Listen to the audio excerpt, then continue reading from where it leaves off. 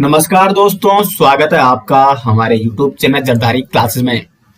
दोस्तों हम यहाँ पे सॉल्व कर रहे थे उत्तराखंड डीएलएड एग्जाम पेपर 2014। अब जो 2014 का पेपर हुआ था डीएलएड का 2014 में, इसका मैं आपको फर्स्ट पार्ट करा चुका हूँ और फर्स्ट पार्ट में मैंने आपको 50 क्वेश्चन तक कराए थे।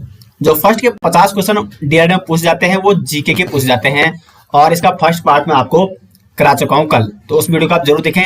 और आज हम दोस्तों क्वेश्चन नंबर 51 से लेकर क्वेश्चन नंबर 100 तक, क्योंकि 50 क्वेश्चन इसमें रीजनिंग के भी पूछे जाते हैं और सबसे अच्छा जो स्कोरिंग सब्जेक्ट है उसमें वो रीजनिंग का है। अगर आप रीजनिंग की अच्छी प्रैक्टिस करते हो दोस्तों, और देखो 2019-20 का जो पेपर हुआ था वही मैंने आपको सोल्व कराया, उस समय मैंने आपको रीजनिंग बताई। और 2014 का जो रीजनिंग का पेपर है दोस्तों, इसको मैं देख रहा हूँ यहाँ पे दोनों में कोई भी डिफरेंस नहीं है, वही क्वेश्चन बन रखे हैं, उसी प्रकार के क्वेश्चन बन रखे हैं। तो अगर आप लगातार रीजनिंग की प्रैक्टिस करते हो, केवल प्रैक्टिस, और कुछ क्वेश्चन मैं यहाँ पे आपको इन्हीं जो मैं आपको यहाँ पे प्रैक्टिस सेट कराऊंगा उन्हें मैं आपको बताऊंगा कि कैसे, जैसे घड़ी वाले या डाइज वाले, क्यूब वाले या ट्रायंगल वाले, वो कैसे आपको शॉर्ट ट्रिक के माध्यम से निकालने हैं, वो मैं इन्हीं प्रैक्टिस सेट में आपको शॉर्ट ट्रिक बताने का प्रयास करूंगा। और अच्छी खासी दोस्तों आपकी यहाँ पे रीजनिंग प्रैक्टिस हो जाएगी। साथ ही साथ आपके लिए रीजनिंग के लिए या आपके जो डीएलएड का एग्जाम पेपर होता है 200 मार्क्स का, तो 200 मार्क्स के लिए आपके लिए 10 प्रैक्टिस सेट दोस्तों बनाए गए हैं, जिनका लिंक आपको मिल जाएगा वीडियो के डिस्क्रिप्शन में। और इन 10 प्रैक्टिस सेट के साथ आपको 2 प्रीवियस ईयर पेपर भी मिल जाएंगे। तो कुल मिला के 12 ये प्रैक्टिस सेट है और 12 प्रैक्टिस सेट में प्रत्येक में लगभग 200 क्वेश्चन है, 2400 क्वेश्चनों का संग्रह है। इस पीडीएफ में आपको मिल जाएगा और लिंक आपको दिया गया है वीडियो के डिस्क्रिप्शन में। तो विशेष तौर पर रीजनिंग, मैथ और टीचिंग एप्टीट्यूड की अच्छी खासी आपकी प्रैक्टिस हो जाएगी। अब जीके बहुत बड़ा पोर्शन है, तो जीके आपका इतने टाइम पे पूरा कवर नहीं हो पाएगा, फिर मैंने आपको बता रहा है कि कहाँ से क्या पढ़ना है, वो मैं आपको लगातार यहाँ पे बता रहा हूँ। तो शुरुआत करते हैं दोस्तों आज का जो ये रीजनिंग का पोर्शन है। अब देखो क्वेश्चन नंबर 51 से रीजनिंग शुरू होती है। क्वेश्चन नंबर 51 से 2014 का ये पेपर है और ये इसका सेकंड पार्ट है आज। तो क्वेश्चन नंबर 51 क्या है? संख्या श्रृंखला 3, 5, 9, 15, 23, 33, 45 में प्रश्नवाचक चिन्ह के स्थान पर कौन सी संख्या होगी? तो यहाँ पे आपको बताना है यहाँ पे कौन सी संख्या होगी। तो देखो इसमें रिलेशन क्या है, 3 के साथ आप 2 जोड़ोगे तो 5 होगा, फिर 5 + 4 करोगे तो 9 होगा, 9 + 6 करोगे तो 15 होगा, और 15 + 8 करोगे तो 23 होगा, फिर 23 + 10 करोगे तो 33 होगा, और 33 + 12 करोगे तो 45 होगा। तो कुल मिला के देखो 2, 4, 6, 8, 10, 12, और इसमें आप 45 प्लस आपको क्या करना है, 14 करना है, +14। तो ये क्या हो जाएगा दोस्तों, ये आ जाएगा 59। तो आप उसमें इनमें देखो, मतलब 2 का आपको क्या करना है, सीधे गुणा करना है, 2 2 4, 2 3 6, 8, 10, 12, 14, तो 45 14 हो जाएगा 59। इसका हो जाएगा ए ऑप्शन सही आंसर। तो इस प्रकार के आपको रिलेशन इसमें निकालने हैं। आगे बढ़ते हैं क्वेश्चन नंबर 52 की ओर। निम्न श्रेणी का अगला पद क्या होगा?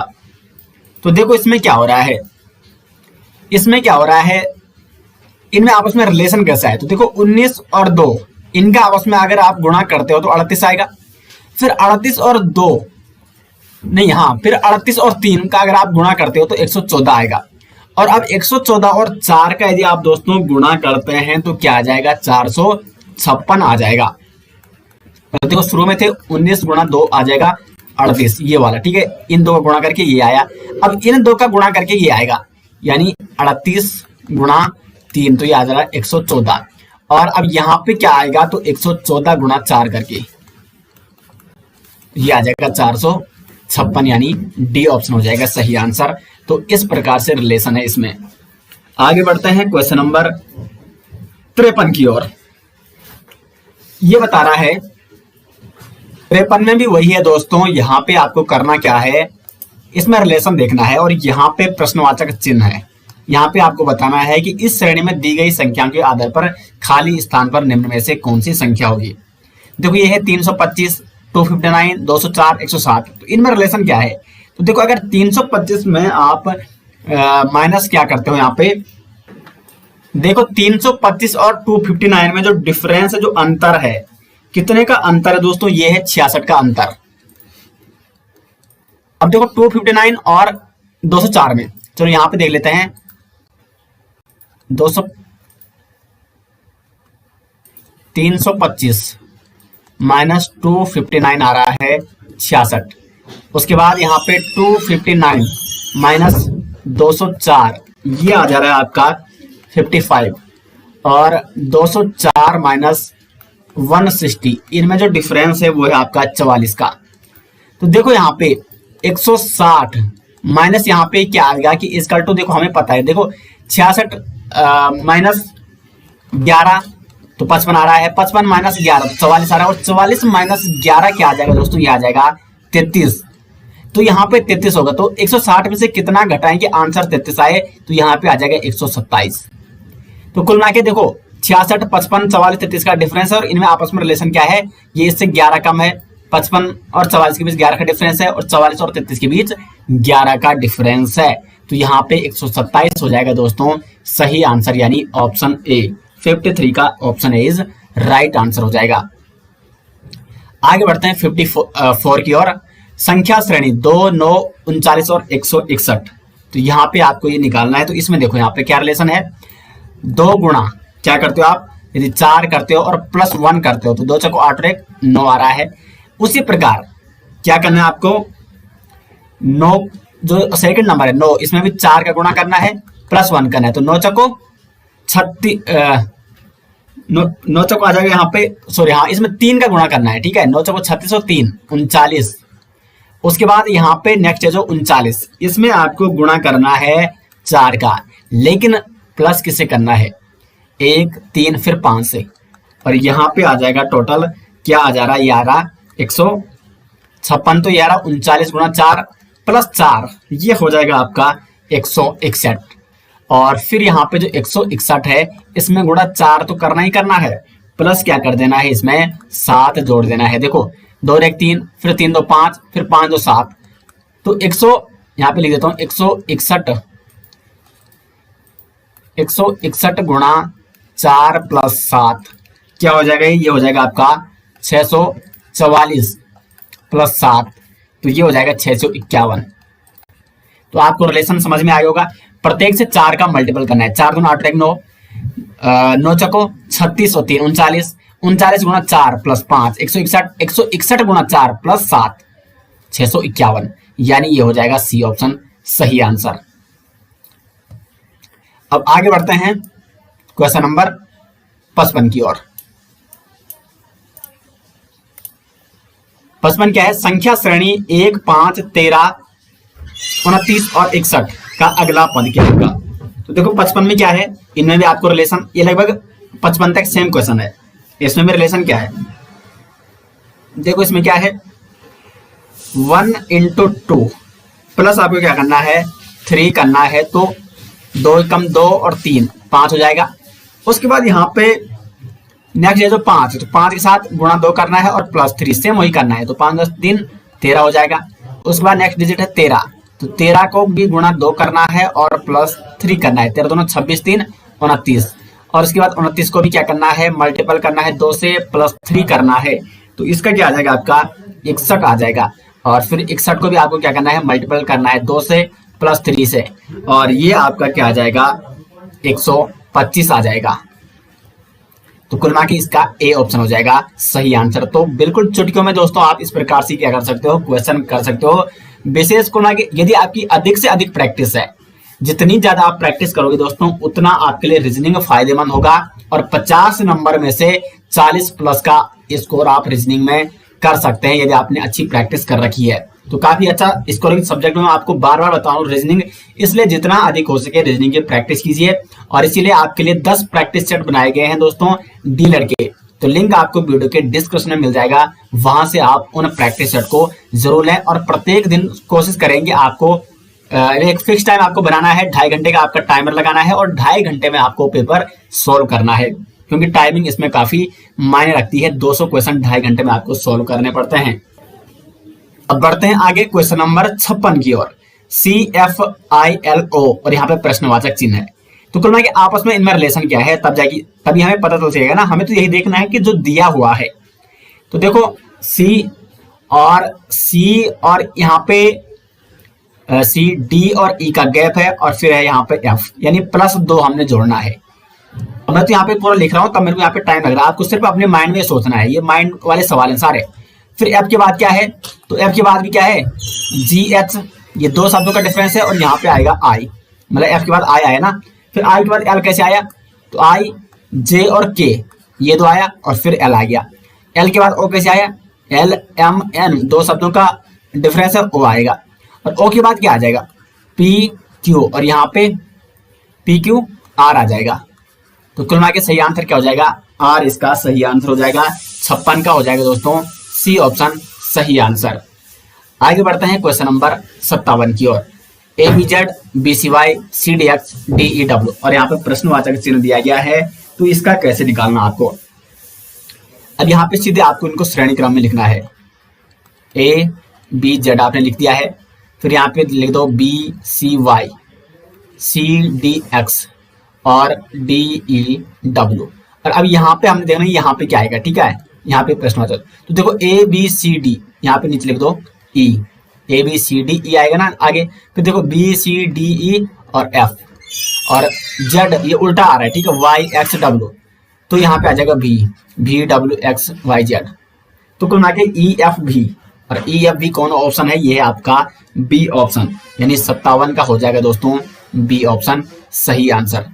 अब यहाँ पे देखो, अब मैं यहाँ पे लिख रहा हूँ इसलिए टाइम लग रहा है, आपको सिर्फ सोचना है ए बी सी डी, यहाँ पे आ जाएगा ई, देखो बी सी डी ई, और नेक्स्ट आ जाएगा इसका एफ, और यहाँ पे है जेड वाई एक्स डब्ल्यू उल्टा आ रहा है ना, तो भी, तो ई एफ भी। कितना शॉर्टकट है दोस्तों। तो इस प्रकार से आपको रीजनिंग के क्वेश्चन क्या करने हैं, सोल्व करने हैं। अब आगे बढ़ते हैं क्वेश्चन नंबर 58 की ओर। ए जी एल पी, और यहाँ पे आपको देखना है यहाँ पे क्या आएगा, और फिर यहाँ पे यू। तो देखो ए प्लस कितना हो रहा है कि वहां पे आ रहा है जी, तो देखो A B C D E F, यानी 1 2 3 4 5 और तब जी आ रहा है। अब जी प्लस कितना हो रहा है कि एल आ रहा है। ये सारे प्लस और माइनस वाले सवाल हैं जो ये आते हैं ना, ये अंग्रेजी शब्दकोश वाले सवाल, ये इसी प्रकार से आपको सोल्व करने हैं। तो जी प्लस कितना हो रहा है कि नेक्स्ट जो वो है वो आपका एल आ रहा है। तो देखो यहाँ पे जी एच आई जे के यानी 4, तो इसका मतलब क्या है, एल प्लस क्या हो जाएगा 3 हो जाएगा, तब जाके ये पी आ रहा है, और पी प्लस 2 होगा, और तब जाके यहाँ पे हमें यहाँ पे निकालना, तो पी प्लस 2 पी, और यहाँ पे आ जाएगा क्यू आर के बाद क्या आता है एस आ जाएगा, तो यहाँ पे हो जाएगा दोस्तों एस, यानी इसके स्थान पर क्या होगा एस, और एस के बाद क्या आ जाएगा एस प्लस 1 टी, और उसके बाद आ जाएगा यू। तो कुल मिला के यहाँ पे क्या होगा एस होगा, और ये आ जाएगा सी ऑप्शन सही आंसर। ठीक है, अब आगे बढ़ते हैं क्वेश्चन नंबर 59 की ओर। 59 क्या है, O T E P U F Q V G और आर डब्ल्यू एच, इसको आपको कैसे निकालना है। तो इसमें भी आप वही लिखना है, आपको क्रम में इसको लिख दो जहां पे जितने जात दिए हैं। ओ, अब यहाँ पे मैं इसको से शॉर्टकट से निकालता हूँ, ठीक है, इतना लिखने की जरूरत नहीं है क्योंकि आपको भी ऐसे ही प्रैक्टिस करनी है।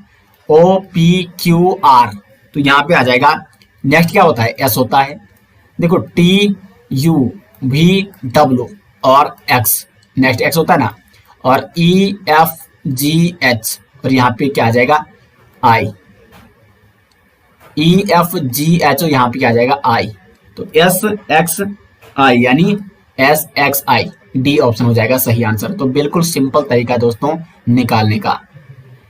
अब देखो क्वेश्चन नंबर 60 है, जो संबंध न्यायालय का न्याय से है वही संबंध विद्यालय का किससे है।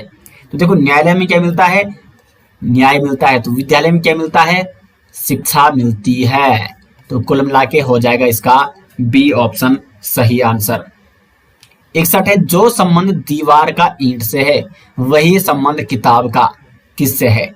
तो दीवार की इकाई होती है ईंट, यानी जो दीवार बनती है इसमें छोटी छोटी ईंटें लगी रहती है, तब जाके ये दीवार बनती है। तो उसी प्रकार से किताब में क्या होते हैं दोस्तों, पन्ने होते हैं, यानी पृष्ठ होते हैं। तो यहाँ पे आ जाएगा आपका पृष्ठ। तो दीवार ईंट से बनती है दीवार और पृष्ठ से बनती है किताब, तो डी ऑप्शन हो जाएगा इसका, ये वाला रिलेशन सही है। क्वेश्चन नंबर 62 है, जो संबंध फूल का कली से है वही संबंध फल का। तो देखो फूल कली के बाद खिलती है, कली पर खिलता है फूल, और बीज मतलब जब बीज से खिलता है आपका फल। तो कुल मिला के ये हो जाएगा आपका ए ऑप्शन सही आंसर। अब है यहाँ पे 63 से 64 में प्रश्नवाचक चिन्ह के स्थान पर कौन सा यहाँ पे सही विकल्प होगा, ये आपको यहाँ पे बताना है। तो इसमें देखो, अगर यहाँ पे इस प्रकार क्वेश्चन है ना, ये अनुपात वाले हैं, तो अनुपात में आपको सदैव ध्यान ये देना है कि जो इसमें और इसमें रिलेशन होगा वही आपका इसमें और यहाँ पे जो आने वाला है उसमें रिलेशन होगा। तो आपको ये बिल्कुल ध्यान नहीं देना, अभी आपको ध्यान अभी किस पे देना है, इन दोनों पर, और जो इन दोनों में रिलेशन होगा फिर वो आपको आगे उसको अप्लाई करना है। तो पास और क्यूबिटी, अब ये पास को लिख रहा है, इस प्रकार आप लिख सकते हैं, और यहाँ पे आप लिख दो क्यू बी टी टी। तो देखो पी क्यू मतलब प्लस ए ना, पी और एक क्यू, ए और एक बी, और एस टी और एस टी, मतलब एक एक का डिफरेंस है। तो उसी प्रकार सीधी सी बात यह है कि एफ ए आई एल है, तो एफ के नीचे सीधे आ जाएगा, जो नेक्स्ट आएगा जी, क्योंकि देखो पी के बाद नेक्स्ट क्या आता है, क्यू आता है, ए के बाद नेक्स्ट आता है बी, एस के बाद नेक्स्ट क्या आता है टी, और एस के बाद नेक्स्ट यहाँ पे टी ही आता है। तो एफ के बाद आ जाएगा जी, ए के बाद बी आता है, आई के बाद जे, और एल के बाद एम। तो G B J M, G B J M, यानी बी ऑप्शन हो जाएगा सही आंसर। क्वेश्चन नंबर 64 की ओर बढ़ते हैं। अब देखो ये है एम ओ अनुपात 13-15। तो 13-15 जब भी आते हैं इसका मतलब इसने सीधे संख्या दे रखी है ये, और एच जे अनुपात यहाँ पे आपको बताना है। तो अगर आप एबीसीडी लिखते हो तो एम का जो नंबर है, एम का नंबर है 22 से 13। चलो लिख देते हैं यहाँ पे, कितना टाइम लगेगा, ठीक है। अब ऐसा नहीं कि आप इतना लिख रहे हो, आपको ये ध्यान होने चाहिए दोस्तों, क्योंकि अगर आप रीजनिंग कर रहे हो तो आपको अंग्रेजी वर्णमाला के मतलब जो अक्षर हैं ये आपको ध्यान होना चाहिए किसका क्रम क्या है, या आप सीधे अपने दिमाग में एक बार गिनने से आप लगा सकते हैं। आई जे के एल एम, और ये हो जाएगा N O P Q R S T U V W X Y Z. तो देखो 1 2 3 4 5 6 7 8 9 10 11 12 13वां स्थान किसका है, एम का है, और 14 और 15वां स्थान किसका है, ओ का है। तो इसलिए इसने क्या दे दिया, एम ओ को 13-15 लिख दिया, 13-15। अब एच का स्थान कौन सा है, तो 1 2 3 4 5 6 7 8, 8वां स्थान है एच का, और जे का क्या है आई, और ये जे है ना 8 9 10, इसका 10 है, तो ये हो जाएगा 810, 810, यानी सी ऑप्शन हो जाएगा सही आंसर। अब आगे बढ़ते हैं क्वेश्चन नंबर 65 की ओर। ये आपका रिलेशन वाला क्वेश्चन है, और रिलेशन पे दोस्तों मैंने रीजनिंग पे स्पेशल वीडियो बना रखी है, तो आप प्लेलिस्ट में जा सकते हैं या सर्च कर सकते हैं यूट्यूब में reasoning bye Zardari classes. Blood relation हो गया, आपका डाइस हो गया, ओपन डाइस, क्लोज डाइस, और घड़ी वाले क्वेश्चन, क्यूब वाले क्वेश्चन, पासे वाले क्वेश्चन, ये सारे दोस्त मैंने करा रखे हैं। और अभी कुछ इंपॉर्टेंट कुछ अदर शॉर्ट ट्रिक बाकी हैं, जैसे आपका एक तो चतुर्भुज निकालने हो गए, क्यूब निकालने हो गए, ट्राइंगल का मैंने एक वीडियो बना रखी है, और कुछ वीडियो हाँ कैलेंडर वाला, इस पे मैं अभी आगे वीडियो बनाऊंगा।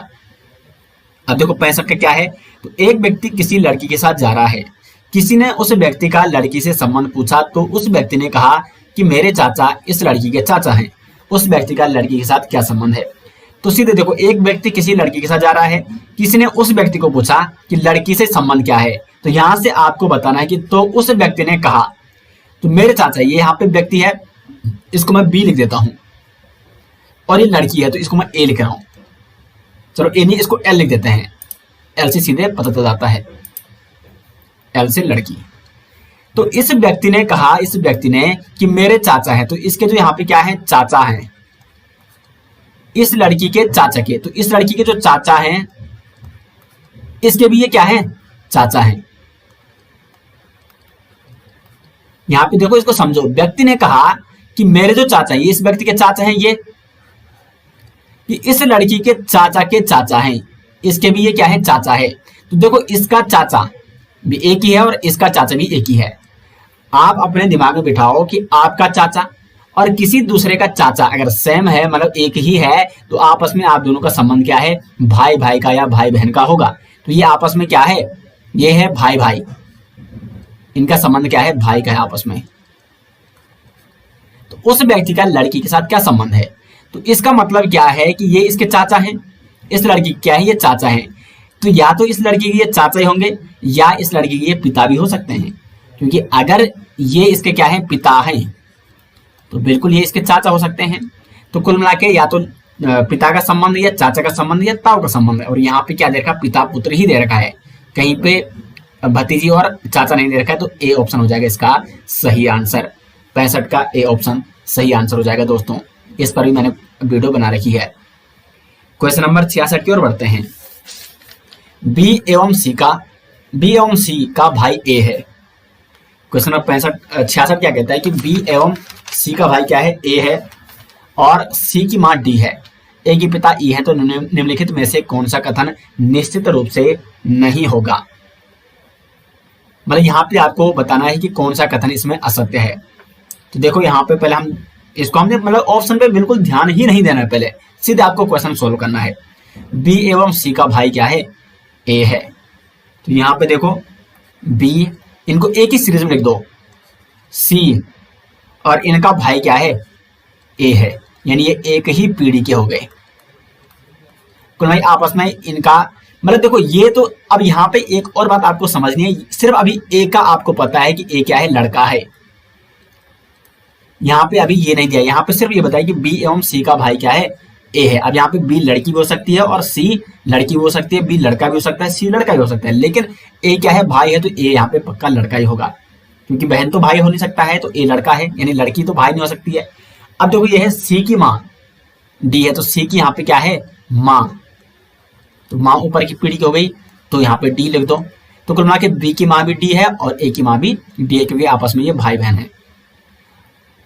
और ए के पिता क्या है, वो है आपके ई, तो ई इन सबके पिता हो गए, और डी का पति हो गया ई। समझ गए आप।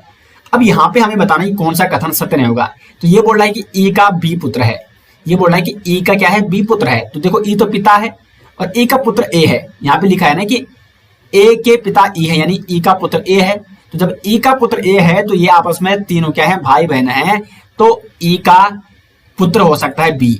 लेकिन यहाँ पे आपको दोस्तों समझना है, मैं आपको पहले ही कह चुका हूं कि यहाँ पे सिर्फ हमें इस कथन को पढ़ के ये पुष्टि मिली है कि लड़का सिर्फ क्या है, अभी भाई यहाँ पे ए दिया गया है, हमें बी और सी का यहाँ पे बिल्कुल बताया नहीं गया है कि बी और सी भाई हैं या बहन है, यानी बी और सी लड़का है या लड़की है।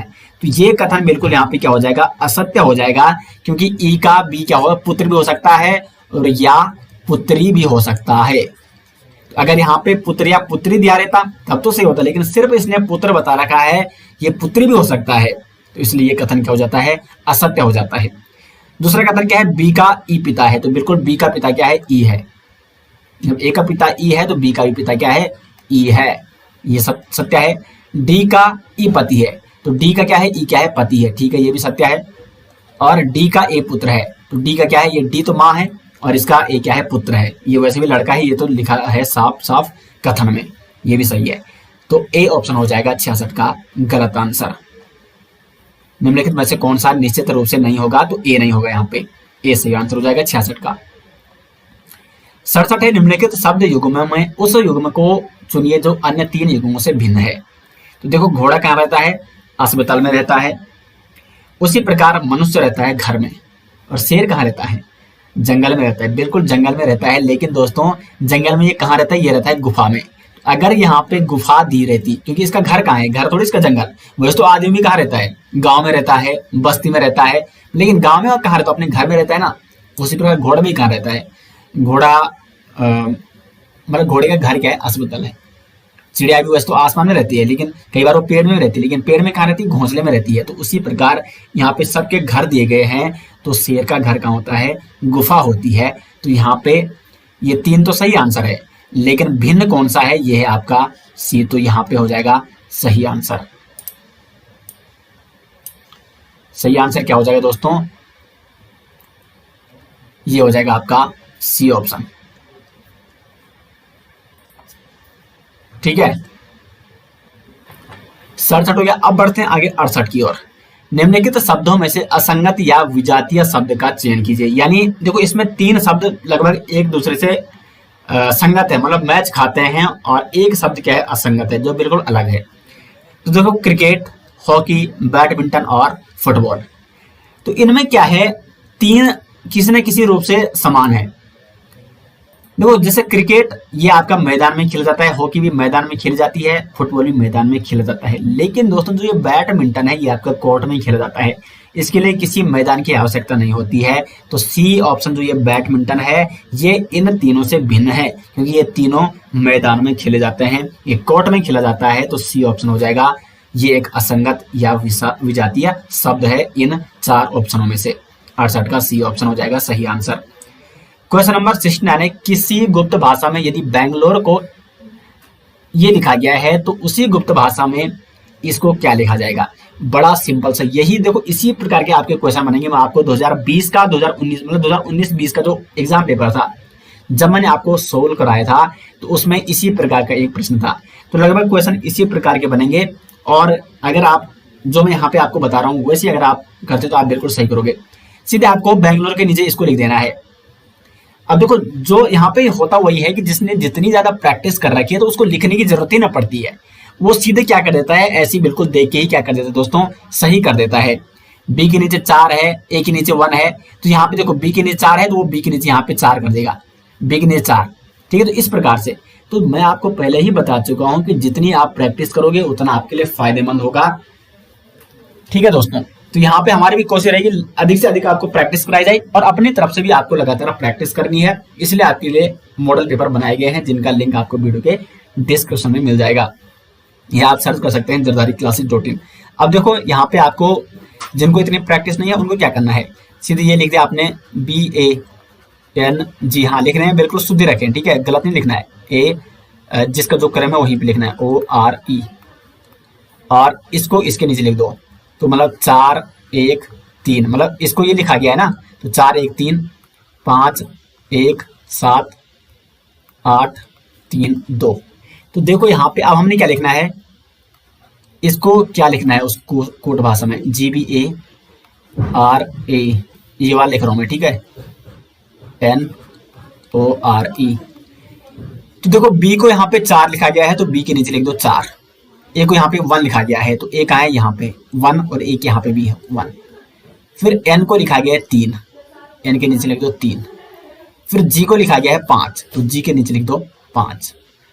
फिर ए हो गया आपका, एल के नीचे 7, एल है कहीं, एल इसमें नहीं है।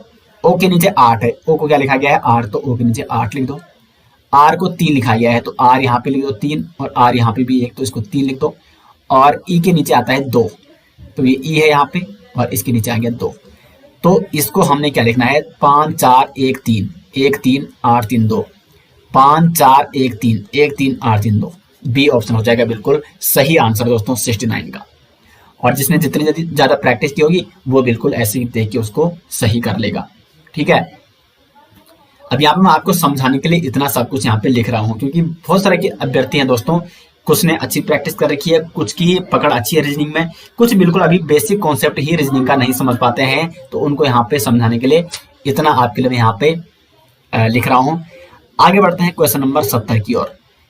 किन चिन्हों को परस्पर अदल बदल करने से निम्नलिखित समीकरण सही हो जाएंगे? तो यहाँ पे देखो ये यहाँ पे इक्वेशन दे रखी है और यहाँ पे आपको देखना है कि कौन सा चिन्ह आपको बदलना है। 2 चिन्ह आपको बदलने हैं, तो इसका यहाँ पे बदला जा रहा है, देखो है 7, यहाँ पे अगर हम भागे करें तो ये 7 का भाग अच्छा जा रहा है, तो 35 प्लस की जगह हमने भाग कर दिया ये वाला, ठीक है, जो आपका क्या है ऑप्शन सी ऑप्शन जो है यहाँ पे भागे और प्लस को अदला बदली करनी है, तो प्लस की जगह हमने भागे कर दिया, फिर गुणा मतलब 7 है, फिर गुणा 5, और यहाँ पे भाग था तो यहाँ पे हमने प्लस करना है, +5 - 6 = 24 है।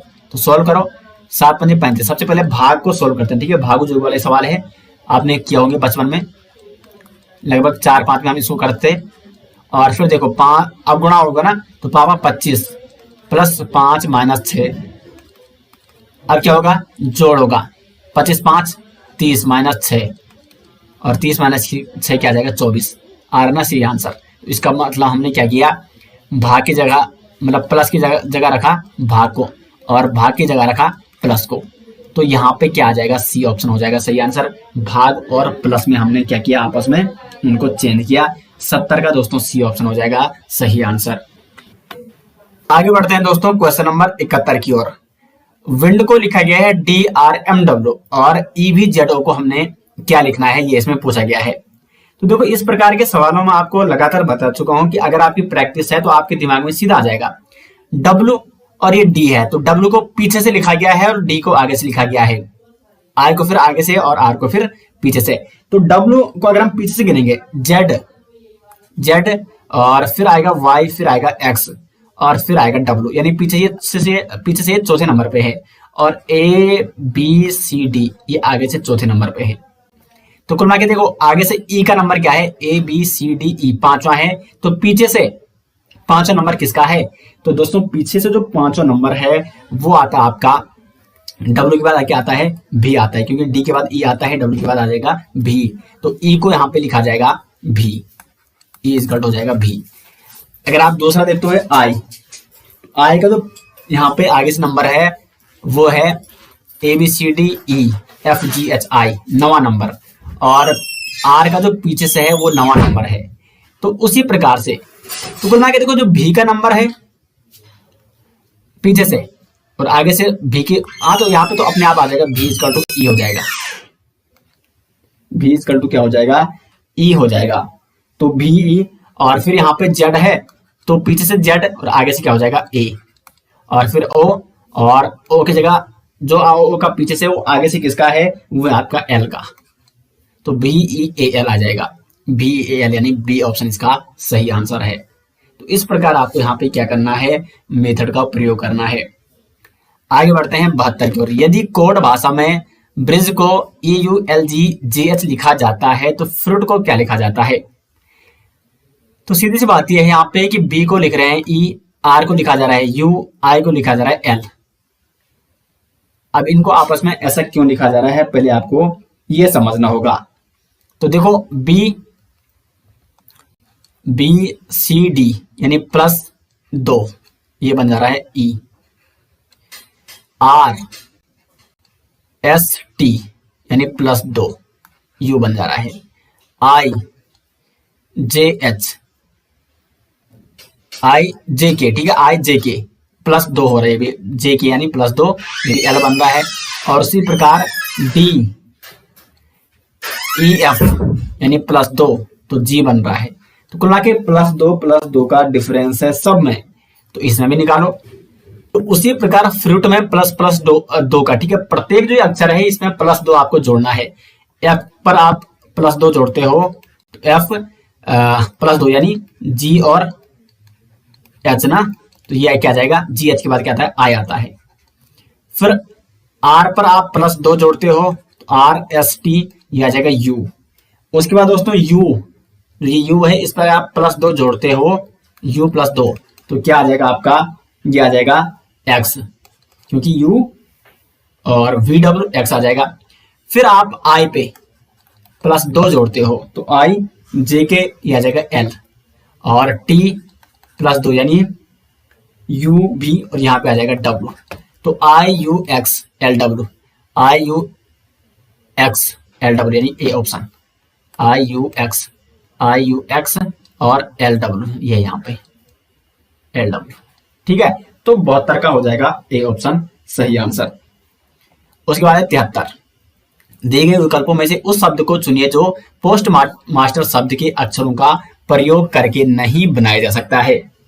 तो कुल मिला के इसमें जितने अक्षर हैं वो इन सब में होने चाहिए तब जाके बनेंगे। अगर इनमें से एक या दो अक्षर ऐसे हैं जो इस पूरे शब्द में नहीं है तो इसका मतलब ये नहीं बन सकेगा। तो देखो POS, P भी है, O भी है, S भी है, TER, T भी है, E भी है, R भी है। तो हमने इनका प्रयोग करके इसको बना दिया है, ये भी बन जाएगा, ठीक है, मतलब ये नहीं होगा। TOA, T भी है, A भी है, O भी है, STER, S भी है, T भी है, E भी है और R भी है, यानी ये भी बन जाएगा। तो ये ऑप्शन भी गलत है, हमने क्या चुनना है, प्रयोग करके नहीं बनाया जा सकता है। और उसके बाद अगर हम स्टॉप तो S भी इसमें है, T भी है, O भी है और P भी है। पेपर PAPER, अब इसमें देखो P भी है, ठीक है, P तो है ही, A भी है, बिल्कुल A है यहाँ पे, तो PA हमने प्रयोग कर लिया। फिर दोबारा ये बोल रहा है कि P है, तो क्या है इसमें P, ये Q है ST, दोबारा इसमें P नहीं है, तो इसका मतलब इसमें दो पी चाहिए और इसमें केवल पी क्या है, वो सिंगल है। तो ये दोस्तों इसमें नहीं बन सकता है। 73 का हो जाएगा डी ऑप्शन सही आंसर। आगे बढ़ते हैं 74 की ओर। अर्चना सुषमा से बड़ी है, भारती अर्चना से बड़ी है पर दुर्गा से छोटी है, दुर्गा सुषमा से बड़ी है, सुषमा भारती से छोटी है एवं गीता सबसे बड़ी है। तो बताओ कि सबसे छोटी कौन है। तो देखो आपने क्या लिखना है, लिख देना है, लेकिन बीच में एक एक गैप रखना है, क्योंकि कहीं पे अचानक क्योंकि आपको बढ़ते जाना है आगे। ये बोलना है अर्चना, यही मेथड आपको प्रयोग करना है। अर्चना सुषमा से बड़ी है, जो अर्चना है यानी मैं इसको ए लिख रहा हूं, ठीक है। अर्चना ये सुषमा से बड़ी है, एस लिख रहा हूं। इतना मैंने गैप दे दिया है, कभी भी कोई बीच में आ सकता है। अर्चना सुषमा से बड़ी है, अर्चना है सुषमा से बड़ी, मैंने ऊपर लिख दिया जो बड़ी है, ठीक है। ये है बढ़ता क्रम।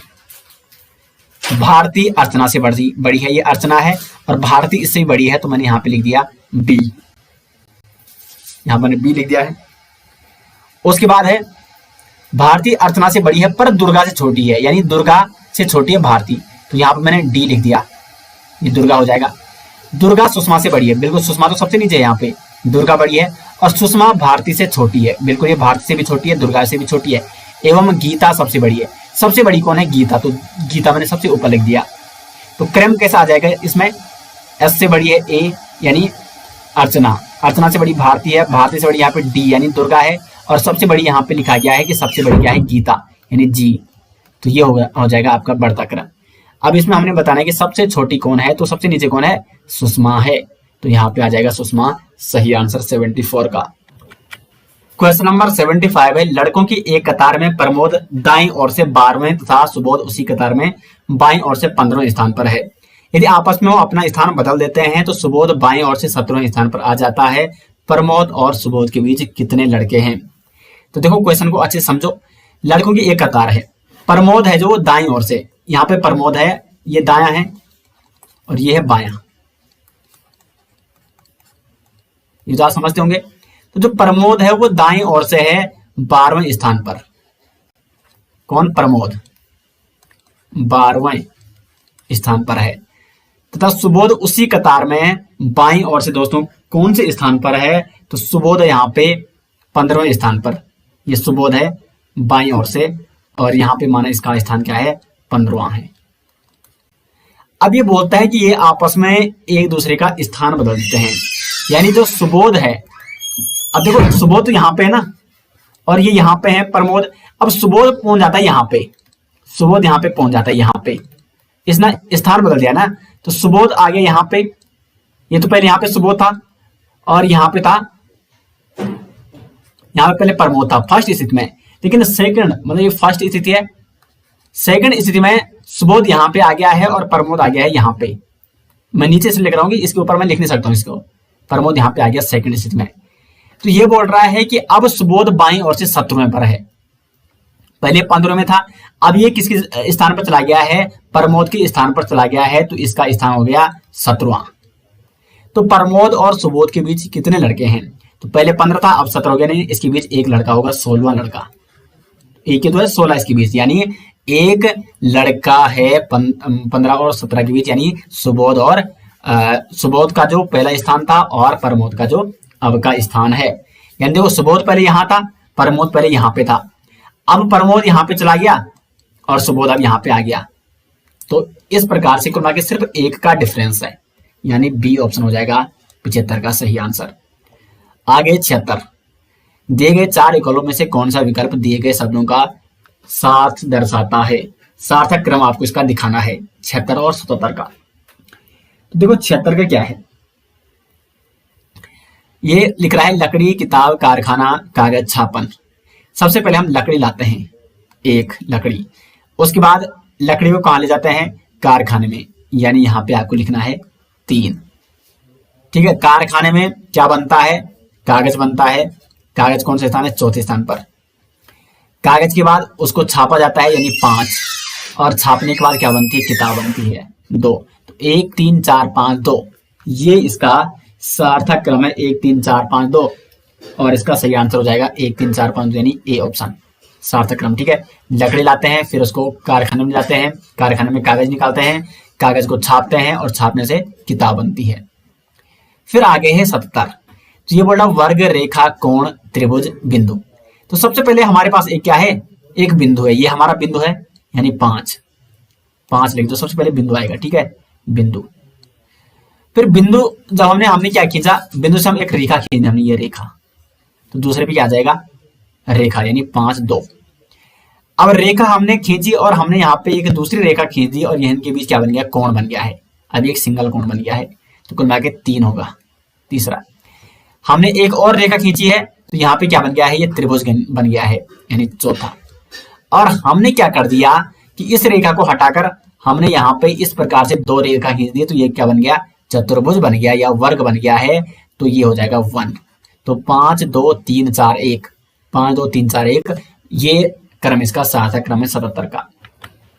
क्वेश्चन नंबर 78 की ओर बढ़ते हैं दोस्तों। यहाँ पे अब देखो क्वेश्चन में 78 कहता है, पिता की उम्र बड़े पुत्र की उम्र की 2 गुनी है, 10 साल बाद पिता की उम्र छोटे पुत्र की उम्र की 3 गुनी हो जाएगी। यदि दोनों पुत्रों के बीच 15 वर्ष का अंतर है तो पिता की उम्र कितनी होगी। अब देखो सपोज यहाँ पे क्या है कि जो बड़ा पुत्र है उसकी आयु क्या है, x वर्ष है, और छोटे पुत्र की आयु क्या है, वो है y वर्ष। अब यहाँ पे क्या हो कि पिता की उम्र बड़े पुत्र की उम्र की दुगुनी है, तो वर्तमान में पिता की उम्र क्या हो जाएगी, यहाँ पे 2x हो जाएगी। और 10 साल बाद पिता की उम्र छोटे पुत्र की उम्र की 3 गुनी हो जाएगी, यानी 10 साल बाद y प्लस 10, पिता की उम्र 10 साल बाद क्या हो जाएगी, ये अभी क्या है, छोटे पुत्र की आयु है, तो पिता की आयु 10 साल बाद y प्लस 10, यानी पिता की उम्र क्या हो जाएगी, 10 साल बाद तिगुनी है ना इसके, ये तो इसकी है y प्लस 10 साल बाद, ये छोटे पुत्र की आयु है। लेकिन 10 साल बाद पिता की जो उम्र हो जाएगी वो अपने पुत्र यानी छोटे पुत्र की आयु की तिगुनी हो जाएगी, यानी 3 इंटू वाई प्लस 10 ये हो जाएगा। अब देखो जो 3 इंटू वाई प्लस 10 आ गया है, तो इसको हम इस प्रकार लिख सकते हैं 3y प्लस 3×30। और अब जो 3y प्लस 10 है, और यहाँ पे ये क्या लिख रहा है, यानी देखो 2x भी क्या है, पिता की उम्र वर्तमान है, तो 10 साल बाद 2x प्लस 10 हम इसको लिख सकते हैं, तो ये आ जाएगा 2x प्लस 10। अब इसको सॉल्व कीजिए, इसको अगर हम इधर लाते हैं तो ये हो जाएगा 3y, और 2x अभी प्लस है, अगर इसका स्थान चेंज करते हैं तो ये 3y और ये हो जाएगा -2x। और यहाँ पे हमने क्या करना है, ये प्लस 30 था, और अगर हम 10 को इधर लाते हैं तो 30 और -10 क्या हो जाएगा, 20 हो जाएगा, तो प्लस क्या हो जाएगा 20, क्योंकि अगर 10 को इधर लाते हैं तो ये माइनस में हो जाएगा, ठीक है, और इसका हो जाएगा 0। अब उसके बाद यहाँ पे लिखा गया है कि दोनों पुत्रों के बीच 15 वर्ष का अंतर है, तो x माइनस y कितना हो जाएगा, 15 वर्ष का अंतर है। और अगर हम इसको इस फॉर्म में लिखते हैं तो 2x plus 2y equal to 30, ठीक है। अब यहाँ पे समीकरण बन चुकी है, और 3y माइनस 2x को हम किस प्रकार ले सकते हैं, इसको हम इस प्रकार ले सकते हैं, इसको इधर करो तो -2x है, इसको यहाँ पे 2x हो जाएगा, और 2x minus 3y equal to क्या हो जाएगा, 20 हो जाएगा, क्योंकि इसका अगर चेंज करेंगे तो ये यहाँ पे इधर ये 20 हो जाएगा। यहाँ पे हमने सबके चिन्ह चेंज कर दिया, ठीक है, 2x जो माइनस ये प्लस कर दिया, 3y जो प्लस उसको माइनस कर दिया, और 20 जो प्लस था उसको हमने उधर ले गया, तो ये माइनस हो जाएगा। लेकिन अब हमने इसका चिन्ह भी परिवर्तित कर दिया, तो ये हो जाएगा प्लस। और इसके नीचे हमने ये समीकरण लिख देनी है 2x, ये वाली 1 कर दो और ये वाली कर दो 2, तो यहाँ पे 2x plus 2y equal to 30, दोनों समीकरण एक जैसी लगभग मिल चुकी है। अब इसको 2x से 2x यहाँ पे कट जाएगा, 3y और 2y आपस में अगर घटाते हो तो यहाँ पे आ जाएगा y, ठीक है, लेकिन माइनस है ना 3y, तो माइनस का चिन्ह बड़ा है तो -y आ जाएगा, इक्वल टू 20 माइनस 30 कितना हो जाएगा, -10, यानी y इक्वल टू आ जाएगा दोस्तों आपका 10। अब यहाँ पे y किसको कहा गया था, छोटे पुत्र को, यानी छोटा पुत्र है, जो छोटा पुत्र यानी वायु, उसकी उम्र क्या है, 10 वर्ष है, और दोनों पुत्रों के बीच 15 वर्ष का अंतर है, तो बड़े पुत्र की आयु यानी x क्या हो जाएगा, 15 25 वर्ष हो जाएगा।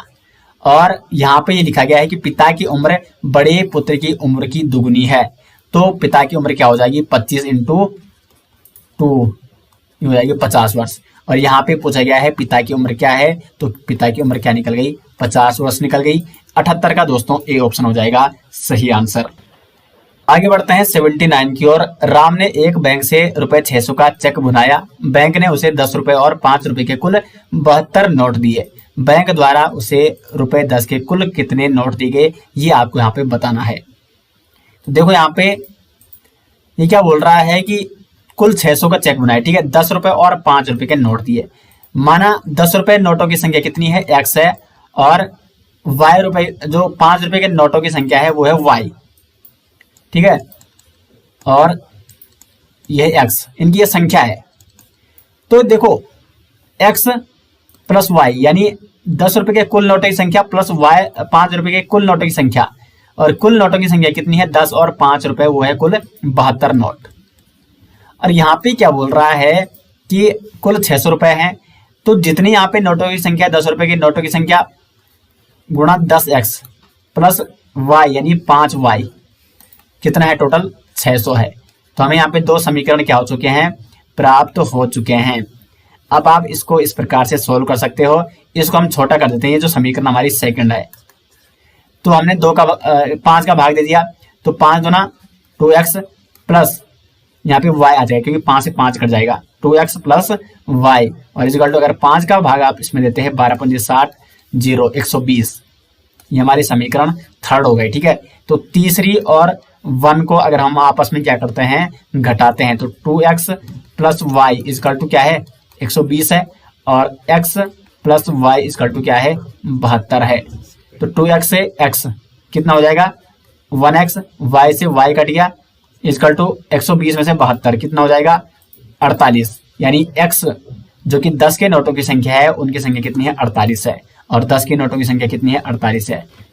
क्वेश्चन नंबर 80 है, पिता की आयु 60 वर्ष है और पुत्र की आयु 30 वर्ष है। जब पिता की आयु पुत्र की आयु की 3 गुनी थी तो उस समय पुत्र की आयु क्या थी। तो ये देखो, ये जो छोटे छोटे सवाल होते हैं इनमें जरूरी कि आप फॉर्मूले लगाओगे, इतना बड़ा आप सॉल्व करोगे तो उसमें टाइम लगेगा। सिंपल सी बात है, देखो यहाँ पे जब पिता की आयु पुत्र की आयु 3 गुना थी उस समय पुत्र की आयु क्या थी।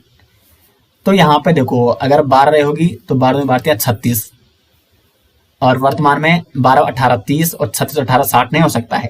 उसी प्रकार 13 36 13 39, 13 और 17 30 होता है, और 39 17 क्या 60 नहीं हो सकता है। अब देखो 15 माना पुत्र की आयु, ठीक है, तो 15 और पिता की क्या हो जाएगी, 15 इंटू 3 45, ठीक है, और वर्तमान में क्या है 15 प्लस 15 कितना है, 30 है पुत्र की, और 45 प्लस 15 60 है पिता की। तो कुल मिला के इसमें 15 सही सटीक बैठ रहा है। सी ऑप्शन हो जाएगा क्वेश्चन नंबर 80 का सही आंसर। बढ़ते दोस्तों यहाँ पे क्वेश्चन नंबर 81 की ओर। क्वेश्चन नंबर 81 है, निम्न में से कौन सा शब्द अंग्रेजी शब्दकोश में तीसरे स्थान पर आएगा। डिक्शनरी आपने देखी होगी, उसमें क्रम के अनुसार शब्द दिए रहते हैं, पहले ए फिर बी सी इस प्रकार, ठीक है। तो देखो यहाँ पे आपको बताना है अंग्रेजी शब्दकोश में तीसरे स्थान पर, तो पहले फर्स्ट स्थान पर कौन आएगा, PARALY, ठीक है, PARAL, ये सब में सेम है, यहां तक ये भी सेम है, ये भी सेम है, ये भी सेम है। अब जो ऊपर के 3 है इनमें L के बाद क्या है, Y है, जबकि सबसे नीचे वाला क्या है, L के बाद फिर दूसरा L है। तो L आता है पहले कि Y आता है, पहले L आता है तब बाद में Y आता है। तो कुल मिला के सबसे पहले क्या आ जाएगा, D आ जाएगा प्रथम स्थान पर, ठीक है। अब दूसरे स्थान पर क्या आएगा, तो देखो अब इनमें तुलना करनी है, तो इसमें Y Y Y यहां तक तो सब सेम है। उसके बाद यहाँ पे S आता है, यहाँ पे T आता है, यहाँ पे S आता है। तो S आता पहले है या T आता है, तो पहले आता है S, यानी A और C में आपस में कोई दूसरे स्थान पर आएगा। तो ठीक है, इसमें S भी ठीक है, S। अब देखो S के बाद यहाँ I है, यहाँ E है, तो पहले E आता है या I आता है, पहले आता है E, यानी C वाला होगा दूसरे स्थान पर। तीसरे स्थान पर आ जाएगा A वाला, और चौथे स्थान पर सबसे अंत में B वाला, क्योंकि इसमें T था। तो तीसरे स्थान पर क्या है, A है, यानी 81 का क्या हो जाएगा दोस्तों, A ऑप्शन हो जाएगा सही आंसर। अंग्रेजी शब्दकोश में तीसरे स्थान पर आएगा A। अब है 82।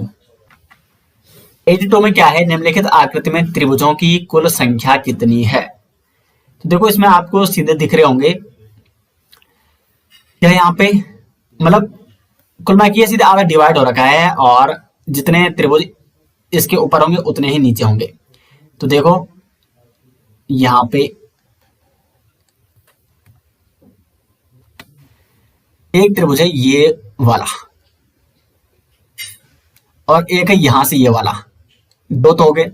फिर एक है यहां, मतलब कुल मिला के ये ऊपर से और ये तीन हो गए। फिर एक है ऊपर से लेकर और यहां तक, चार हो गए। और एक ये है यहां से बन रहा, पांच। और एक त्रिभुज दोस्तों यहां से बन रहा है ये वाला ने बना रखा ना, ये यानी छह। तो छह इस नीचे वाले पोर्शन में हो जाएंगे और छह ऊपर वाले पोर्शन में भी ऐसे हो जाएंगे। टोटल 12 बन जाएंगे ये। तो 12 त्रिभुज हो जाएंगे दोस्तों इसमें, आप स्वयं भी देख सकते हैं इसमें।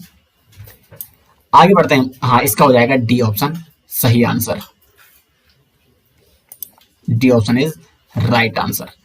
ठीक है, ये वाला बन रहा था वो लास्ट वाला, यहां से लेकर यहां तक। ठीक है, एक ये है दो और एक ये है तीन। तीन तो यही है, बाकी तीन ये अपने पास है ही बड़े बड़े। तो 12 बनना है टोटल। डी ऑप्शन हो जाएगा सही आंसर। अब 83 देखो यहाँ पे क्या है, निम्नलिखित आकृति में कितने वर्ग हैं। इसको मैं आपको शॉर्ट बता रहा हूँ कैसे आपको निकालना है। तो देखो अगर यहाँ पे हमें वर्ग निकालने हैं, वर्गों की संख्या, तो सबसे पहले क्या कीजिए, जितने कॉलम हैं और जितने क्या है यहाँ पे रो है उनको बराबर कीजिए। देखो ये 1 2, अब यहाँ पे तीसरा कॉलम है लेकिन यहाँ पे रो कितने हैं, सिर्फ 1 और 2। तो 1 और 2 को ही आप क्या कीजिए आपस में, मतलब पहले हमें इतने का निकालना है। ये बड़ी आसानी से आपस में निकल जाएगा, ये स्वयं में एक वर्ग है। क्योंकि अगर हम इसमें तीसरा भी इंक्लूड करेंगे, तीसरी रो, तो वो क्या हो जाएगा, आयत बन जाएगा। इसमें आपको क्या करना है, इनका आपको क्या कर देना है, स्क्वायर कर देना है। 1 स्क्वायर प्लस 2 स्क्वायर, तो एक कम एक प्लस दो तो 4 5। ठीक है, तो 5 वर्ग इसमें आ गए। फिर इसमें आपको क्या करना है, जो ये है, ठीक है, जो आपका बचा है तीसरा वाला, इसमें आपको संख्या लिखनी है 1 2 और इनको आपस में जोड़ देना है। तो 2 और 1 3। ठीक है, तो 5 और 3 8, टोटल 8 वर्ग इसमें टोटल में आ गए। लेकिन यहां पे सबसे बड़ी बात क्या है, मिटा देता हूं इसको एक बार, इसको नहीं मिटा रहा हूं इधर वाले को। ठीक है, यहां पे मैंने सिर्फ 8 किसका निकाला, अभी 8 मैंने निकाला है दोस्तों, जो ये है पूरा, ये पूरा इसका। ठीक है, क्योंकि 5 तो इतने में थे, इतने में, और 3 थे इतने में, 8 तो ये आगे थे। लेकिन यहां पे एक और भी है दोस्तों, ये वाला, ये जो ऐसे में, कुल मिला के 8 और 1 क्या हो जाएगा, 9। तो इसमें हो जाएंगे दोस्तों 9 वर्ग। सी ऑप्शन हो जाएगा 83 का यहाँ पे सही आंसर। 84, ये भी काफी अच्छा प्रश्न है, कई बार एग्जाम में पूछा जाता है। इसमें चित्र में कितने घन हैं, घनों की संख्या आपको ज्ञात करनी है। तो कैसे आपको ज्ञात करनी है, बहुत सारे स्टूडेंट क्या करते हैं, सीधे गिन लेते हैं 1 2 3 4 5 6 और 6 कर देते हैं। बिल्कुल 6 यहाँ पे रॉन्ग आंसर है। क्यों है रॉन्ग आंसर, आप देखो, क्योंकि आप जो ये है ना 2, ये भी इसके नीचे भी 2 है, और जो ये 1 है तो इसके नीचे 3 ऐसे हैं, इस मंजिल में भी इस मंजिल में भी है।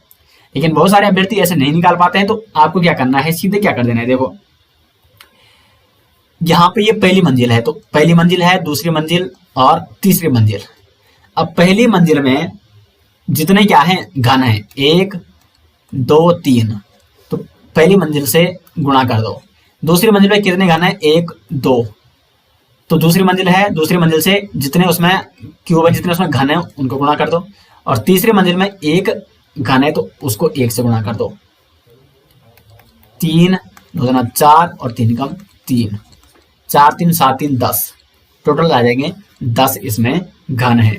अब मैं आपको बताऊंगा 10 इसमें कैसे हैं, मैं गिन के भी आपको बता सकता हूं। देखो 1 2 3, लेकिन ये यहाँ पे पीछे भी है, इसके नीचे, इन दो के नीचे, तो 3 और 2 इसमें 5 इसके नीचे। ठीक है, और फर्स्ट वाला है जो इसके नीचे भी 1 है, सबसे नीचे, तो 6 तो सबसे नीचे वाले इसमें है। फिर 1 2 और 1 इसके नीचे भी है, तो 3 इसमें है और 1 ये स्वयं हो गया, 6 3 9 और 1 10। तो बी ऑप्शन 84 का हो जाएगा सही आंसर। 85 क्या है यहाँ पे, मैं एक नदी के किनारे पीठ करके खड़ा हूं। मैं एक नदी के किनारे पीट करके खड़ा हूं, पानी में स्वतंत्र रूप से बहती हुई कोई वस्तु मेरी बाईं ओर से दाएं जा रही है। मतलब देखो ये यहां पे है, अब ये यहां पे लिखा है पानी में स्वतंत्र रूप से बहती हुई कोई वस्तु मेरे बाएं से। कोई व्यक्ति अगर ऐसा बैठा है, कोई व्यक्ति वो पीट करके बैठा है, अब देखो माना ये व्यक्ति है इस प्रकार से, और इधर इसने मुंह कर रखा है, तो इधर इसकी पीठ है नदी की ओर, और नदी ये बोल रहा है कि देखो जब ये पीट करके बैठा है तो इसका ये बायां है, ये इसका बायां है, और ये इसका हो जाएगा दायां हाथ, क्योंकि इधर की ओर बैठा है ना, ये इसकी पीठ है, ये इसकी पीठ है, और नदी यहां से बह रही है। अब नदी किस ओर बह रही है? पानी में स्वतंत्र रूप से बहती हुई कोई वस्तु मेरे बाएं ओर से दाएं जा रही है, तो इसके बाएं से यानी यहां से लेकर ये नदी इस प्रकार बह रही है, इसका बायां ये है, इसका दायां ये है, तो इसके बाएं से नदी इस ओर प्रवाहित हो रही है। नदी पश्चिम से पूर्व की ओर बह रही है, ये आपका पश्चिम है और ये आपका पूर्व है, नदी इधर बह रही है ना बाएं से दाएं। तो मेरा मुंह किस ओर है? तो व्यक्ति का मुंह यहाँ है, तो यहाँ देखो ये पूर्व है, ये पश्चिम है, तो ये उत्तर है, और ये है दक्षिण। तो व्यक्ति का मुंह क्या है? उत्तर दिशा में है। 85 का ए ऑप्शन हो जाएगा सही आंसर। क्वेश्चन नंबर 86 है, रमा 20 मीटर पश्चिम की तरफ जाती है। तो देखो यहाँ पे डायरेक्शन आप लगा दो, ये पूर्व हो गया, ये पश्चिम हो गया, ये उत्तर और ये दक्षिण। तो ये बोल रहा है कि रमा है वो 20 मीटर पश्चिम की ओर जाती है। मानो सपोज यहाँ पे रमा है, ये 20 मीटर जाती है पश्चिम की ओर, कितना है? 20 मीटर पश्चिम, ये पश्चिम है। फिर अपने दाएं ओर, अब देखो ये इधर जा रही है ना, तो इसका दायां इधर हो जाएगा, तो ये दाएं ओर मुड़ जाती है 20 मीटर। अब अपने बाएं तरफ फिर ये मुड़ जाती है, अब ये इधर जा रही है, तो इसका बायां क्या हो जाएगा? इधर है। आपको खुद ही विचार करना है कि बायां किधर हो जाएगा। 15 मीटर चलती है और पुनः बायां, अब इधर चल रही है, तो इसका बायां नीचे हो जाएगा, और बायां ये 20 मीटर चलती है। तो उसकी प्रथम एवं अंतिम स्थिति के बीच न्यूनतम दूरी, तो देखो यहां से यहां तक 20, और अब इसकी अंतिम स्थिति यह है, तो यहां से यहां की दूरी कितनी है? तो यहां से यहां की दूरी 15 है, तो यहां से यहां की दूरी क्या हो जाएगी? 15।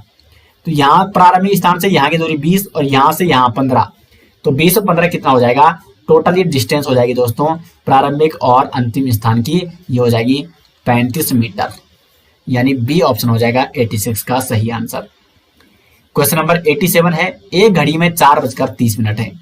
देखो ये घड़ी है, घड़ी में क्या होता है? 12, यहाँ पे 6 होता है, यहाँ पे 3 होता है, यहाँ पे 9 होता है, यहाँ पे 1 2 3 4 5 6 7 8 9 10 और 11। ये बोल रहा है कि 4 बजकर है, 4 मतलब थोड़ा आगे हो गए, ठीक है, घंटे का सुई, और ये है मिनट का सुई, 30 मिनट, ये मिनट है, ये घंटे का है। तो यदि इस समय मिनट की सुई, जो ये मिनट की सुई है, ये पूर्व की ओर है, माना ये क्या है? पूर्व है, तो घंटे की सुई किस दिशा में होगी? तो ये पूर्व है, तो इसके अपोजिट हो जाएगा, ये पश्चिम हो जाएगा। तो पूर्व ये है और पश्चिम, ठीक है, तो हमारी बाईं ओर हो जाएगा उत्तर, और ये हो जाएगा दक्षिण।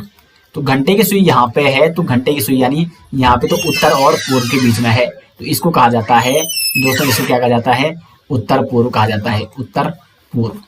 तो इसका हो जाएगा सी ऑप्शन 87 का सही आंसर। 88 है, यदि 16 मार्च को रविवार था तो उस माह में कितने शनिवार और सोमवार है? तो देखो प्रत्येक 7 दिन बाद फिर क्या आ जाएगा? 16 मार्च को क्या है? रविवार था, तो प्रत्येक 7 दिन बाद क्या आ जाएगा दोस्तों? रविवार आ जाएगा, ठीक है। तो देखो 16 को था रविवार, 16 और 7 23 को आ जाएगा रविवार, और फिर 30 को आ जाएगा रविवार। और मार्च हमेशा कब जाता है? 31 को जाता है, तो 31 को तो सोमवार ये है यहाँ पे, और 23 के बाद एक 22 को है सोमवार, सॉरी 24 को, ठीक है 24 को, और 16 के बाद 16 को रविवार है ना, तो 17 को भी यहाँ पे सोमवार है। और 16 माइनस 7 कितना होता है? क्योंकि उस दिन संडे होगा, 16 माइनस 7 होता है ये होता है 9, ठीक है, तो 9 को भी क्या है? संडे है। और एक यहाँ पे कब है?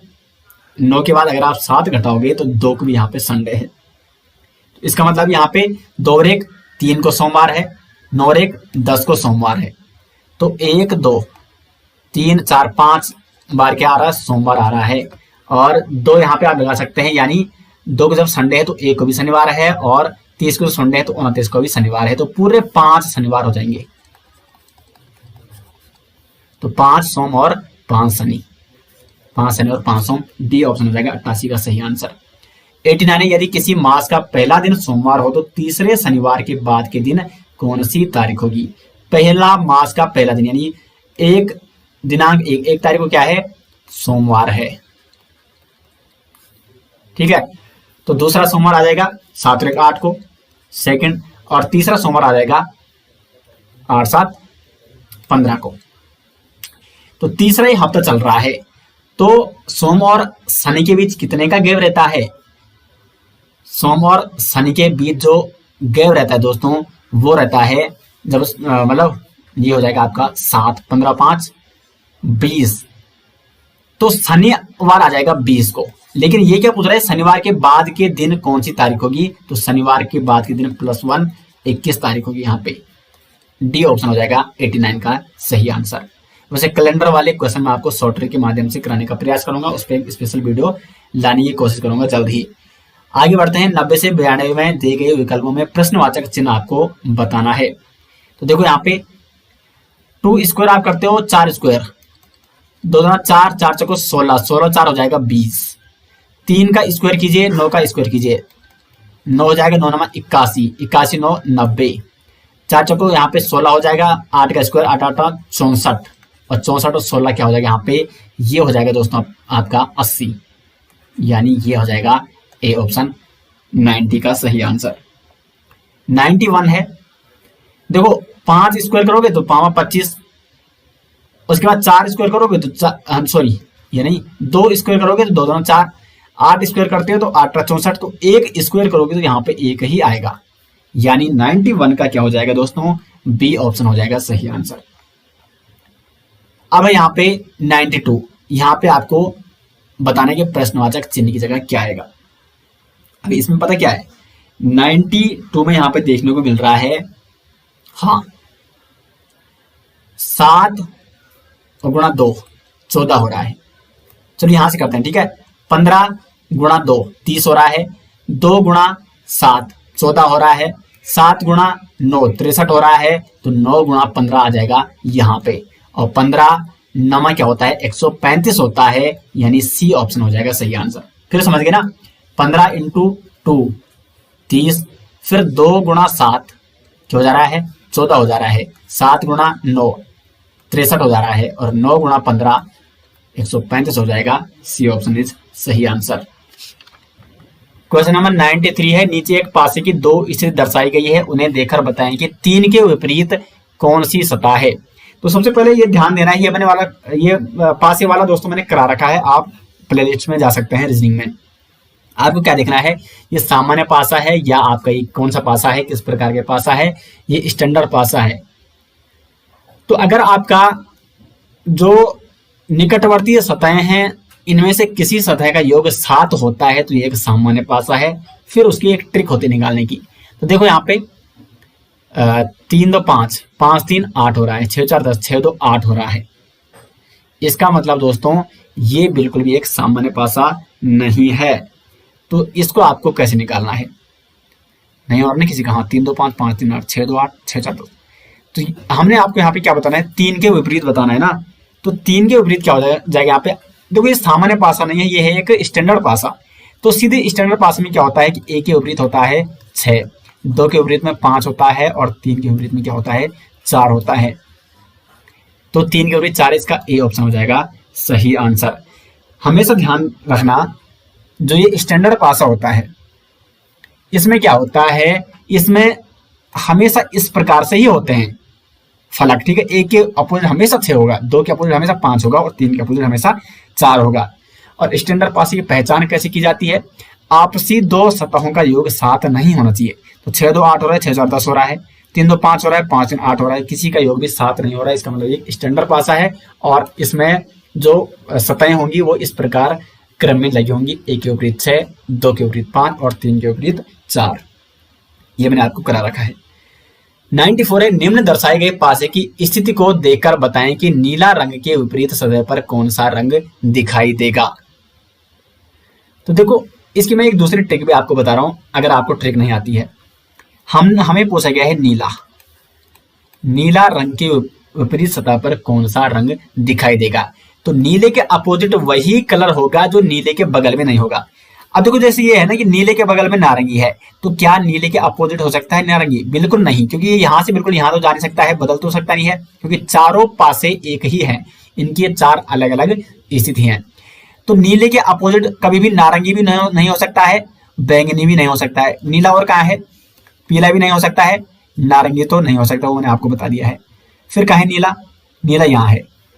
पीला तो नहीं हो सकता, लाल भी नहीं हो सकता है। तो देखो लाल, पीला, नारंगी और बैंगनी, ये चार कलर इसके अपोजिट नहीं हो सकते हैं। लाल, पीला, नारंगी और बैंगनी नहीं हो सकते। इसका मतलब इसका बी ऑप्शन एक अकेला कलर क्या हो जाएगा? गुलाबी, और वो गुलाबी नीले के क्या हो जाएगा? अपोजिट हो जाएगा। अब दूसरी ट्रिक क्या है यहाँ पे कि यहाँ पे आपको क्या देखना है कि एक पासा तो वो लेना है जिसमें नीला है, और एक पासा वो लेना है जिसमें नीला नहीं है।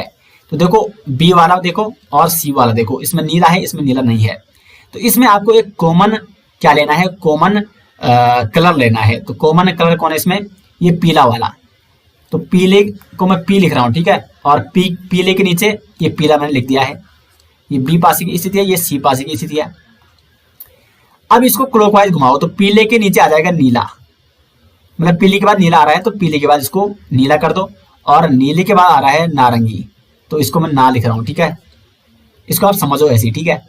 अब जो सेकंड स्थिति सी वाला जो पासा है, इसमें ये पीला था, क्लॉकवाइज घूमे, पीले के बाद आएगा गुलाबी, जी लिख देता हूं, या पी आप लिख सकते हो पिंक, ठीक है, और गुलाबी के बाद लाल, तो यहाँ पे एल लिख दो या रेड लिख दो।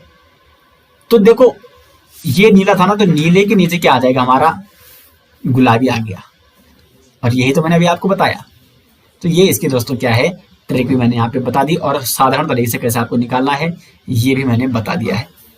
अब है 95, उस उत्तर आकृति को चुनिए जिसमें प्रश्न आकृति निहित है। ये प्रश्न आकृति किसमें निहित है?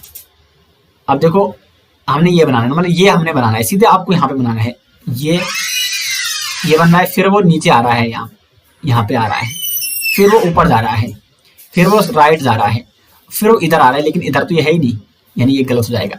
इसमें देखो ऊपर जा रहा है, फिर नीचे आ रहा है आधा, फिर आधा ही ऊपर जा रहा है, फिर इधर आ रहा है, और फिर यहाँ से नीचे आ रहा है, और यहाँ पे है ही नहीं, ये भी गलत हो जाएगा। अब इसको देखो, यहाँ से ये ऊपर जा रहा है, यहाँ से नीचे जा रहा है, फिर ये ऊपर जा रहा है, फिर ऊपर से वापस आ रहा है, फिर आधा नीचे आ रहा है, और आधे का पूरा आ रहा है। इसमें ये पूरा का पूरा बैठ रहा है। सी ऑप्शन दोस्तों इसका क्या हो जाएगा? 95 का सही आंसर हो जाएगा। अब 96 देखो, कौन सी उत्तर आकृति दी गई प्रश्न आकृति के पैटर्न को पूरा करेगी? तो देखो यहाँ पे इस प्रकार से इसने आना ही है, बाकी इसमें इधर खींचा है, इसने इधर खींचा है, तो यहाँ पे भी इधर खींचा होगा, ठीक है, और ये इसमें पूरा लगा होगा, और ऊपर से इस प्रकार लगा होगा। तो मतलब कुल मिला के या तो ए होगा या बी होगा या डी होगा, ये तो बिल्कुल नहीं हो सकता क्योंकि ये अपोजिट है। अब देखो ऊपर से ये है, यहाँ से सब में क्या है? ये जा रखे हैं और ये हो रखा है। तो ये किस में है? इसमें तो नहीं है क्योंकि इसमें यहाँ से जा रखा है, ये भी नहीं हो सकता है। इसमें और डी में है, लेकिन डी में दोस्तों ये काफी समीप आ गया, यहाँ किसी में इतना समीप नहीं है, ये काफी समीप आ गया है, तो ये भी नहीं होगा। इसका हो जाएगा बी ऑप्शन सही आंसर 96 का। अब है 97। 97 में क्या हो रहा है कि देखो हमने यहाँ पे देखना, यहाँ पे क्या आएगा? तो जो ये वाला है पहले, ये पहले इधर था, इधर, फिर ये ऊपर जाएगा, ये देखो ऊपर चला गया, फिर इधर आएगा, ये देखो इधर हो गया, अब ये फिर नीचे होगा, यानी यहाँ के लिए हो गई, यहाँ से यहाँ के लिए हो गई, यहाँ पे ऐसा। तो ऐसा किसमें? इसमें भी है और इसमें भी है, इसमें या तो ए ऑप्शन होगा या सी ऑप्शन होगा, डी ऑप्शन, क्योंकि यहाँ पे ये बिल्कुल गलत हो जाएगा। और फिर अगर दूसरे की स्थिति अगर देखी जाए तो दूसरे की स्थिति दोस्तों जो ये वाला है, गोला वाला, ब्लू वाला, ये अभी यहाँ पे है, फिर ये नीचे आ जाएगा सेकंड पे, थर्ड पे ये यहाँ जाएगा, फोर्थ पे यहाँ जाएगा, फोर्थ पे इसको यहाँ जाना है, और यहाँ किसमें? यहाँ इसमें है ये, यानी ये ए ऑप्शन हो जाएगा सही आंसर। नेक्स्ट यहाँ पे 98वां क्वेश्चन। तो देखो 98वां क्वेश्चन, इसको जूम करते हैं, दिख नहीं रहा साहब, ये ठीक है, अब दिख रहा होगा। इसमें क्या है दोस्तों, हमने यहाँ पे देखना यहाँ पे क्या होगा। तो देखो ये वाला और ये वाला एक जैसा है और ये वाला और ये वाला होगा एक जैसा, इनमें मतलब जो भी इनमें स्थिति बनी होगी। तो देखो यहाँ पे ये आपका जो यहाँ से हम शुरू करते हैं, इसको हम 1 नंबर देते हैं, इसको 2 नंबर देते हैं और इसको देते हैं 3रा नंबर, इसको देते हैं 4था नंबर। जो पहला और दूसरा है उन्होंने एक एक स्थान क्या किया, वो खिसक गए। ये यहाँ पे चला गया इसमें और ये यहाँ पे चला गया। देखो तो उसमें भी क्या हो जाएगा, पहला और दूसरा ये आ जाएगा यहाँ पे, यानी यहाँ पे ये होगा और ये गुणा आ जाएगा ऊपर, यहाँ पे गुणा चला जाएगा। ठीक है, अब इसमें जो ये चौथा वाला है, चौथा इसमें अपोजिट हुआ और इसमें ये चौथा वाला ये भी क्या हो जाएगा, अपोजिट हो जाएगा इस प्रकार से। अब इसमें जो तीसरा है, तीसरे ने क्या किया, यहाँ पे तीसरा यहाँ पे यहां से कहां चला गया, पहले पे आ गया। तो यहां पे भी तीसरा क्या है, ये तीर है ना, और ये यहां पे आ जाएगा यहां पे पहले पे। तो इसका बी ऑप्शन देखो दोस्तों, यहाँ पे गोला है ठीक है, यहाँ पे गुणा है ठीक है, ये उल्टा हो रखा है और ये पहले पे आ गया। तो बी ऑप्शन हो जाएगा इसका सही आंसर 98 का। अब बढ़ते हैं आगे 99 पे। तो ये क्वेश्चन कैसा है, यहाँ पे देखो, यहाँ पे आपको बताना यहाँ पे क्या है। तो ये देखो 1 2 3 4 5 ये पंचभुज है और पंचभुज इसमें क्या हो गया, चतुर्भुज के अंतर आ गया। ठीक है, ये पंचभुज किसमें आ गया, ये पंचभुज आ गया चतुर्भुज के अंदर। अब यहाँ पे क्या है 1 2 3 4 ये चतुर्भुज है, तो ये चतुर्भुज अब किसके अंदर आ जाएगा, त्रिभुज के अंदर आ जाएगा, यानी इसका हो जाएगा डी ऑप्शन। 99 का हो जाएगा डी ऑप्शन सही आंसर। और अंतिम क्वेश्चन है यहाँ पे क्वेश्चन नंबर 100। उस बड़े से बड़े बर्तन की धारिता क्या होगी जो 15 लीटर दूध को पूरा नाप सके। बड़ा सा बड़ा बर्तन, उसकी धारिता हमने बतानी है जो 15 लीटर दूध को पूरा नाप सके। तो देखो जो 5 लीटर है, 5 लीटर के हमें तीन बार हमें उसको डालना है, तो 5 दिया 15, पूरा ये क्या कर रहा है, नाप रहा है। अगर हम 7 को देखें तो 2 तो ये डाल दे रहा है 14, लेकिन हमें एक बर्तन अलग से 1 लीटर वाला रखना पड़ेगा, तो ये भी पूरा क्या नहीं कर रहा है, नाप नहीं सक रहा है, तो ये भी नहीं होगा। बाकी एक तो खैर छोटा हो गया, ठीक है, वैसे एक भी है क्योंकि एक लीटर हमने 15 बार डालना है, लेकिन ये क्या पूछ रहा है, बड़े से बड़े बर्तन। तो सबसे बड़ा इसमें क्या हो जाएगा, सबसे बड़ा 7 था, 7 से हो नहीं पा रहा है, तो इसका मतलब ये 5 ही हो जाएगा। ए ऑप्शन हो जाएगा दोस्तों सही आंसर। तो दोस्तों ये थे रीजनिंग के पूरे 100 क्वेश्चन हम यहाँ पे कर चुके हैं, और ये वीडियो आपको कैसी लगी कमेंट बॉक्स में जरूर बताएं। और इस प्रकार से दोस्तों आपको अधिक से अधिक प्रैक्टिस करनी है, तब जाके आप रीजनिंग में अच्छा स्कोर कर सकते हैं। और इसीलिए आपके लिए प्रैक्टिस सेट बनाए गए हैं डीलर के लिए 200 मार्क्स के। लिंक आपको मिल जाएगा वीडियो के डिस्क्रिप्शन में, उससे आप जरूर प्रैक्टिस करें। मिलते हैं दोस्तों नेक्स्ट, तब तक के लिए धन्यवाद।